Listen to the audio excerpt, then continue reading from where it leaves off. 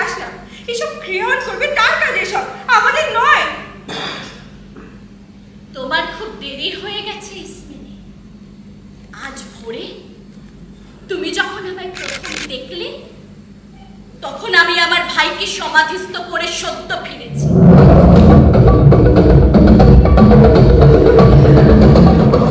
কুকুর বেঁচে দেয় না, আমরা ওনাদের ভেবেছিলাম, কিন্তু সারা গায়ের উপরে এমন ভাবে মাটি ছড়ানো ছিল, ওই ধর্মযাজক যেরকম করতে বলে ঠিক তেমনি।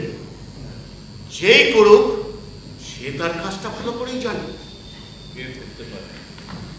কারণ সাধক কোনো প্রমাণ, কোনো সাক্ষ্য কিছুই রেখে যায়নি। কিচ্ছু পাওয়া যায়নি মহারাজ। কর্পোরাল একটা বেলচে পেয়েছে, খুবই ছোট, ওই বাচ্চাদের বেলচে যেমন হয় তার চেয়ে বড় হবে না, তাও আবার মরচে ধরা।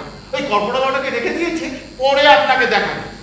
আমাদের মনে হলো ওটা মনে হয় বাচ্চার কাজ হতে পারে। আচ্ছা, বিদ্রোহের শির দ্বারা ভেঙে দিয়েছি আমি, সাপের মতোই ফনা তুলেছে। এই শোনো, এই ঘটনা কে কে জানে?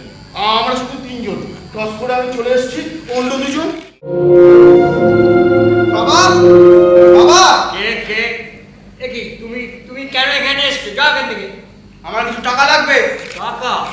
কিসের টাকা? বলো, কিসের জন্য টাকা লাগবে?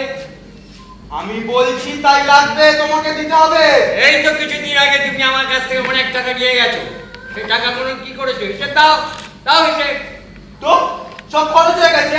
খরচ হয়ে গেছে? বাবা, কিসে খরচ করেছো তার হিসেব আমি চাই, দাও বলো। তার কৈফিয়ত আমি তোমাকে দিতে পারবো না বাবা, আমার এখন টাকা লাগবে, তুমি দেবে। কৈফিয়ত দিতে পারে না? হ্যাঁ, কিছুদিন আগে যে টাকা নিয়ে গেছো, সেই যে তুমি জুয়ো খেলেছো, জুয়ো, সে আমি জানি না ভাবছো? চল এখান থেকে। বাবা, টাকাটা দাও বলছি। বলছি তো টাকা দিতে আমি পারবো না। বাবা, টাকাটা আমার ভীষণ দরকার, বাবা টাকাটা দাও। তোমায় আমি টাকা দেবো না, দেবো না, দেবো না, তুমি এখান থেকে বেরিয়ে যাও। আমি তোমার মুখদর্শন করতে চাই না, যাও এখান থেকে, চলে যাও। তুমি দেবে না? না। তুমি দেবে না? না। তুমি দেবে না?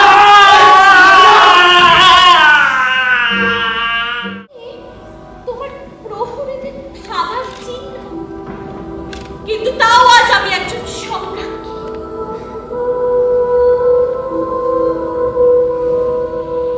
তাহলে একটু তুলনা করছো না কেন? বেঁচে থাকছো না কেন? তোমার ভাইয়ের মৃতদেহ ওই জানলার নিচে পড়ছে, থেবাইয়ের শান্তি শৃঙ্খলার জন্য সেটাই কি যথেষ্ট নয়? আমার ছেলে তোমাকে ভালোবাসে, তার প্রাণটাও দাম হিসাবে যোগ করো না, যোগ করতে আমাকে বাধ্য করো না। আমি অনেক দাম দিয়েছি। দাম দিতে থাকা, এরা তোমার জীবনে কোথায় শেষ হবে? ঈশ্বরের দোহাই, তুমি কি আমার কথা একটু বোঝবার চেষ্টা করবে না? আমি প্রাণপণে তোমাকে বোঝাবার চেষ্টা করছি। আমি এখানে বুঝতে আসিনি, আমি এখানে এসেছি না বলতে আর মরতে। না বলাটা খুব সহজ। মৃত্যু নিশ্চিত জেনেও না বলাটা খুব সহজ। যেখানে না বলার অর্থ মৃত্যু, সেখানে শুধু চুপচাপ বসে থাকা আর অপেক্ষা করা। শুধুমাত্র এই একটা কাজ তোমাকে করতে হয়, এগিয়ে গিয়ে বড় করে বাঁচো না। তুচ্ছ একটা ঘটনার জন্য কেন এত বিতর্ক করছো? হ্যাঁ, তুচ্ছ ব্যাপার। আমি তোমাকে বলছি কেন তুচ্ছ ব্যাপার। আচ্ছা, দেখুন, তুমি কি জানো তুমি কি জন্য প্রাণ দিচ্ছ? তুমি কি সেই নোংরা নিজ স্বার্থপর কাহিনী জানো, যার সঙ্গে তুমি নিজের নামটা রক্তের স্বাক্ষরে চিরকালের জন্য যুক্ত করতে চলেছো? এথিওপ্লেস এবং ফলিনিকেসের কাহিনী, তোমার ভাইদের ঘটনা, তোমার ধারণা তুমি জানো, কিন্তু আমি বলছি তুমি জানো না। আচ্ছা, এই বেলা আমার মনে হচ্ছে এই ঘটনাটা জানা তোমার অধিকার আছে।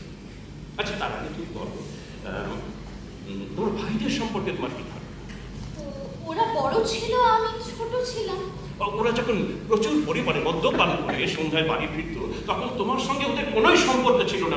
কিন্তু তুমি ভাবতে ওরা কি চমৎকার। একদিন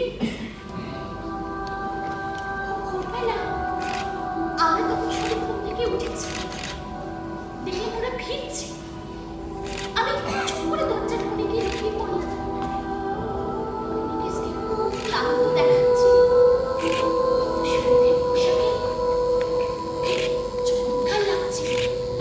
ও আমাকে দেখতে পেয়ে বলল, আর দিগনে এই নে, তোর জন্য ফুল এনেছি।